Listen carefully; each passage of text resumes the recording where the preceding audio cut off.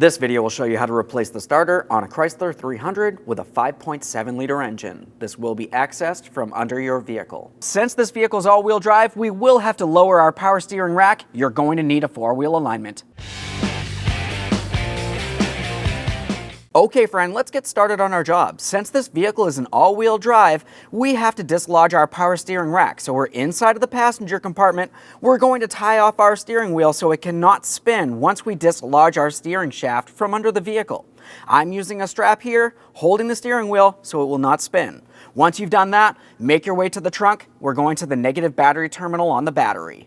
Okay friend, let's get started on our job. To be able to do the starter, the first thing we have to do is disconnect our negative battery terminal. We're in the trunk. Lift the lower panel and that's where you're going to gain access to your battery. The negative battery terminal is on the rearward side here. We're using a 10mm to loosen the nut, just enough we can remove the terminal end from the battery.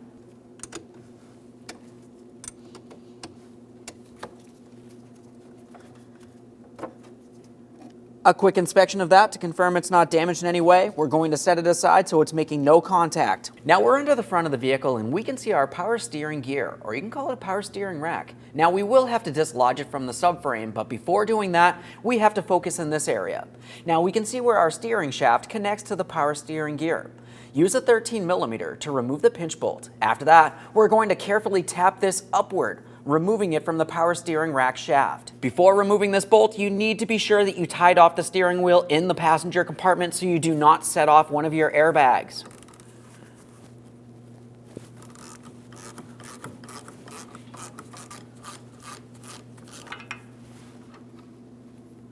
A thorough inspection of all hardware as we continue on. Replace as necessary. Now we'll carefully tap on the steering shaft. For this, I'm just going to be using a bar and a hammer. I'm going to tap this up. Once it's separated, we'll make sure the joint up along the top area there is not seized in any way.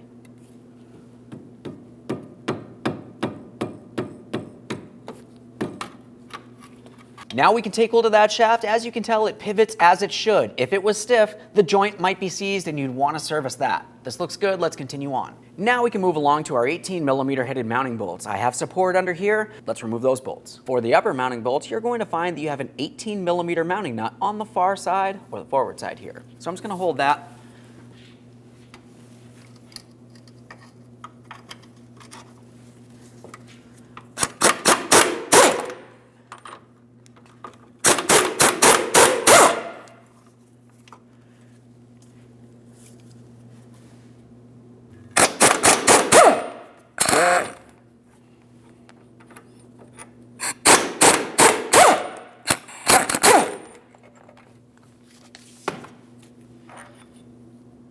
Now at this point, we should be able to take hold of that power steering gear and we're going to carefully start lowering it down enough that we can gain access in this area to that starter.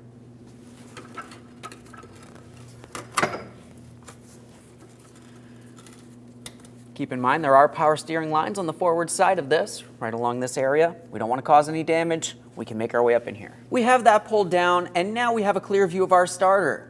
Prior to removing the starter from the transmission bell housing, we need to make sure that we disconnect our electrical connectors. You have a small connector here, squeeze it, slide it out of place. I have it disconnected. Of course, a quick inspection for corrosion. I don't see any. We'll continue on to this wire here. This is the positive wire leading to the starter. Use a 12mm. Remove the nut, remove the wire from the starter. A quick inspection and set that aside as well.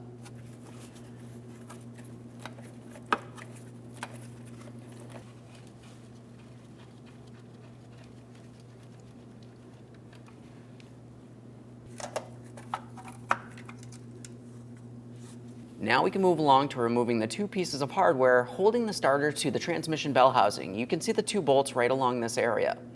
Down along the bottom, we'll be using a 16mm. The upper mounting bolts, I'm using a 15mm. Keep in mind, as you remove these are the last things holding the starter to the transmission.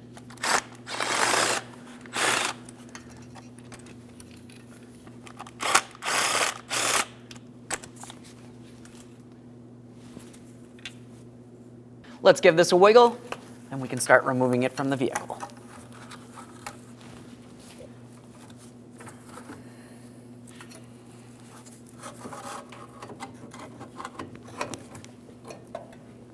Now, prior to installation of any brand new part, of course, we need to make sure we clean and inspect our mounting surfaces. I like to make sure I clean my wiring harness. This is extremely important. We want to make sure we have good contact. You can use some sandpaper or wire brush, whatever's easiest for you.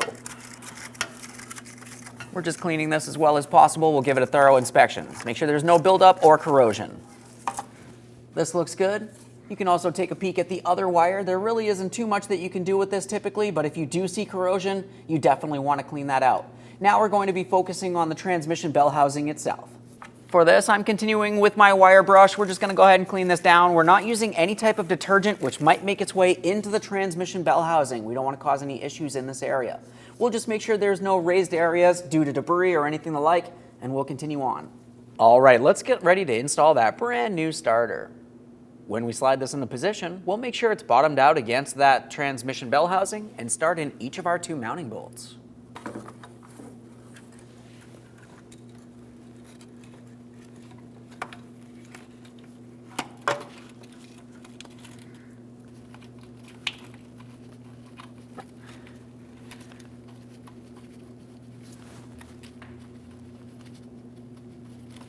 They're started in, let's snug them up.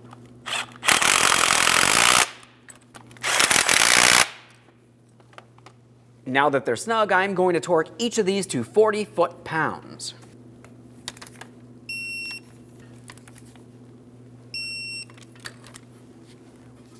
We'll double check to make sure that's secured and continue on with our electrical connector.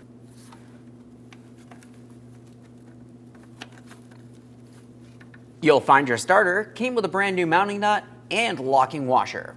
We'll continue on with the washer and then the nut.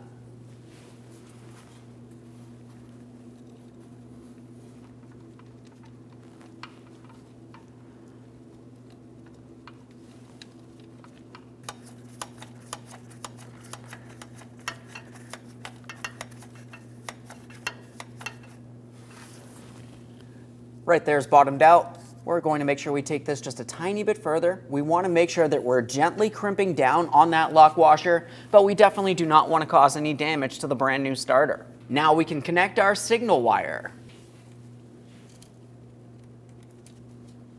We're pressing that in, making sure it's secured. It should not slide out of place. Now we can focus on reinstalling the power steering rack or gear.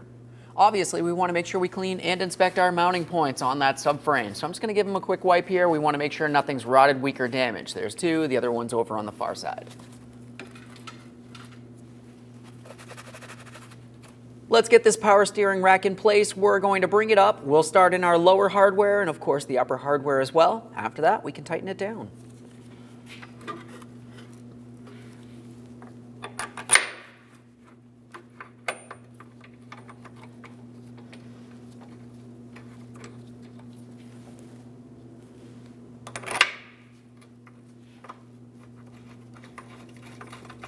The upper mounting hardware, we have our mounting nut on the forward side. So we'll slide this through and start on that nut.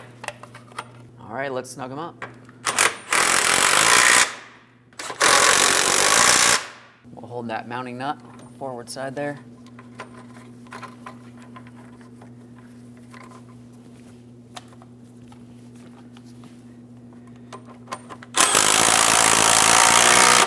They're all snug. We're torquing them to 75 foot-pounds.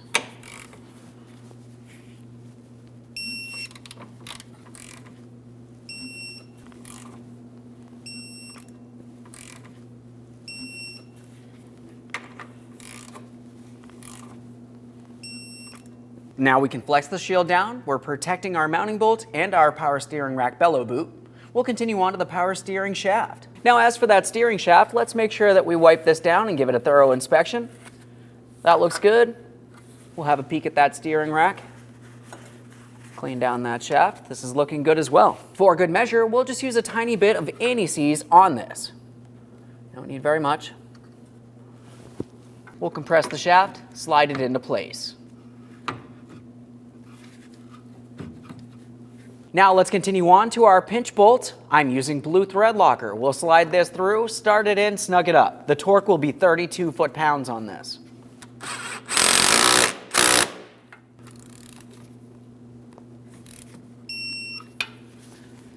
Double check to make sure that's properly secured. You do not want this coming loose while you're driving down the road. One last quick inspection in this area and we can make our way out from under the vehicle. Now we're back in the trunk, we're going to reattach our negative battery terminal. Whenever I disconnect one of these, I always like to make sure I clean my mounting surface, so I'm just using a battery brush.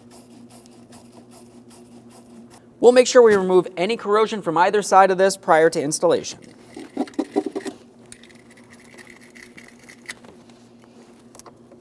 Slide that on there. Now we can tighten our 10mm mounting nut and we'll make sure this is secure. That feels good. After making sure it's secured, go ahead and reinstall your lower panel, close the trunk, and we're making our way back into the passenger compartment. In the passenger compartment, we'll remove the strap, preventing the steering wheel from spinning. Okay, friend, we finished the installation. Now the next thing you have to do is attempt to start the vehicle several times, making sure the starter works as it should. After that, take your vehicle for a road test to your local alignment shop. Thanks for watching. When only the best will do, demand TRQ. The only company that lets you view before you do. TRQ is committed to offering the highest quality aftermarket auto parts that are engineered for peace of mind. Thanks for using and viewing with TRQ.